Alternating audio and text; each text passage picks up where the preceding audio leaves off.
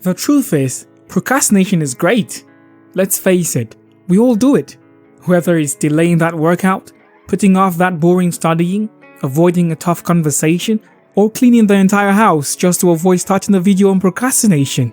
That's oddly familiar. Procrastination is a wonderful universal experience. But why do we procrastinate? Is it just because we're lazy? Or is there something deeper going on in our brains? In this video, we're going to explore the science behind procrastination, uncover why we do it, and most importantly, learn how to beat it. Or we can just do it in another video. See what I did there? Alright, let's kick things off with the basics. What exactly is procrastination? Simply put, procrastination is the act of delaying or postponing tasks. But it's not just about laziness or poor time management. It's much more complex than that. According to the dictionary, it's a voluntary delay of an intended course of action despite expecting to be worse off for the delay. Sounds fancy, right? But it just means you're putting off something you know you should be doing. Now, procrastination isn't just a one-size-fits-all kind of deal. There are different types of procrastination, and understanding them can help us tackle them more effectively. So first off, we have chronic procrastination. Chronic procrastinators habitually delay tasks across various aspects of their lives. For example, meet Jane. Jane's been putting off her New Year's resolution for 5 years now. Chronic procrastinations like Jane find it tough to start and finish tasks consistently. Next is situational procrastination. This type occurs in specific situations or tasks that are perceived as particularly unpleasant or challenging, like Bob, who's usually on top of things but just can't bring himself to start his taxes. That's situational procrastination at its finest. So, now that we've got a handle on what procrastination is and the different types, it still doesn't answer the question of why we do it. So, why do we procrastinate? Well, there's a whole psychological cocktail at play here, with a mixture of emotional triggers and cognitive distortions that fuel our procrastination habits. First up, emotional triggers. Our emotions play a massive role in why we put things off. A few of the usual suspects are fear. We are talking about fear of failure, fear of success, even fear of the unknown. Imagine you've got a big project and you're terrified it won't turn out well. So, you avoid starting it. Classic fear-based procrastination. Then there's anxiety. Tasks that seem overwhelming or daunting can make us anxious. And what's our brain's favorite way to deal with anxiety? You guessed it. Avoidance. Perfectionism is another big one. If you're waiting for the perfect time to start, or you think that your work has to be flawless, you're setting yourself up for procrastination. The pursuit of perfection can paralyze you. Remember, sometimes good enough is just that. Good enough. Next, let's talk about cognitive distortions. Those pesky, faulty thinking patterns that trick us into procrastinating. The all or nothing thinking is a big one. This is where you see things in black and white. If a task can't be done perfectly, why bother doing it at all, right? Overgeneralization.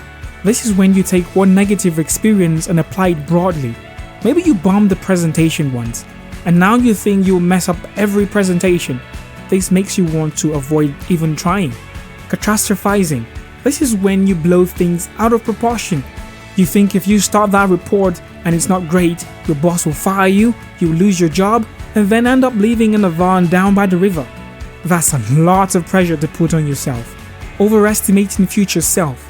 We often think our future self will be more capable or willing to handle tasks. I'll feel more like doing it tomorrow, said everyone ever.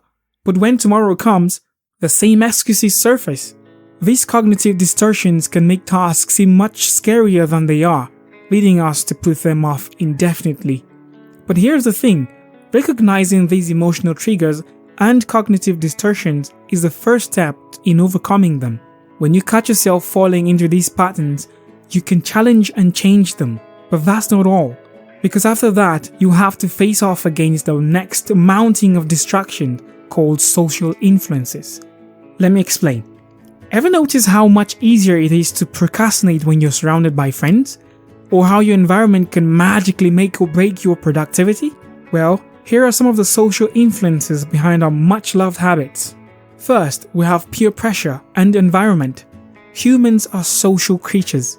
We thrive in communities, and our behavior is heavily influenced by those around us. Peer pressure isn't just something teenagers face, it affects all of us, all the time. When your friends or colleagues are in relaxation mode, it's incredibly tempting to join them. Misery loves company, and so does procrastination. Whether it's chatting, playing games, or simply hanging out, our social circles can unintentionally encourage us to delay our work. And then there's our environment.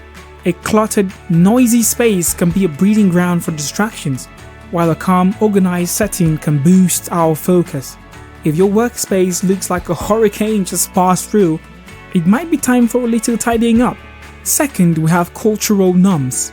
Beyond our immediate social circles, cultural norms play a huge role in our procrastination habits. In many societies, there's a constant pressure to be busy, to be always doing something productive. But this culture of busyness can actually backfire, leading to burnout and, you guessed it, more procrastination. When we're overwhelmed by unrealistic expectations and endless to-do lists, our brains can go into a shutdown mode. On the flip side, some cultures emphasize work-life balance, breaks, and relaxation. These values can help reduce stress and make us more productive in the long run. It's all about finding that sweet spot between hustle and rest. Of course, we can't talk about social influences without mentioning the biggest procrastination tool of our time: social media. It's designed to keep us hooked, offering endless streams of content that can distract us for hours. Did you know the average person spends over 2 hours a day on social media? That's a lot of time that could be spent on more productive activities. But hey, those cat videos aren't going to watch themselves, right? Luckily, technology can also be part of the solution. Productivity apps, time trackers, and setting limits on social media can help keep distractions at bay. It's all about using these tools wisely. But procrastination isn't just a one-time event. It's a cycle, a feedback loop that keeps us spinning in circles, endlessly reaching out for the snooze button, the quintessential symbol of procrastination. This is what I'm trying to say. When we procrastinate, we often get a short-term reward, a quick hit of pleasure from doing something more enjoyable than the task we're avoiding. But the thing is, that short-term gain comes at a long-term cost. The task we're avoiding doesn't go away, it just looms larger and more daunting. This creates a feedback loop. The more we procrastinate, the more stress and anxiety we feel about the task, making us want to avoid it even more. Procrastination also offers instant gratification, like binge watching your favorite show or scrolling through social media. But these short-term pleasures come with a price. The looming deadlines, the mounting stress, and the guilt of not having started sooner, they all add up. Over time, this cycle can lead to chronic stress, decreased productivity, and even mental health issues like anxiety and depression. Here is how it works. First, we avoid a task. This gives us short-term relief and a boost of feel-good hormones. But soon, the task becomes more urgent, leading to increased stress and anxiety. This stress makes us want to avoid a task even more, and the cycle continues. Think of it like being stuck in quicksand. The more you struggle to avoid a task, the deeper you sink into procrastination. But the good news is, by understanding this cycle, we can start to break free from it. Alright, it feels like we've procrastinated tackling the big one, overcoming it. Yes, procrastination can feel like a stubborn monster, but with the right strategies, you can tame it. So, here are some practical techniques to help you beat procrastination once and for all. First up, break it down. No, not like a dance move, although that's fun too, but breaking down your task into smaller, manageable steps. Instead of writing finish report, try outline report, write introduction, and draft first section. Smaller tasks feel less overwhelming and give you a sense of progress. That's how I got to finish this video. Next, the 2-minute rule. If a task takes less than 2 minutes to complete, do it immediately. Reply to that email, wash that dish, or file that document. Knocking out these quick wins builds momentum and clears your mental clutter. Ever heard of the Pomodoro technique? It's simple yet powerful. Set a timer for 25 minutes and work on a single task without interruption. When the timer goes off, take a 5-minute break. After 4 sessions, take a longer break. This method helps you stay focused and makes large tasks more manageable.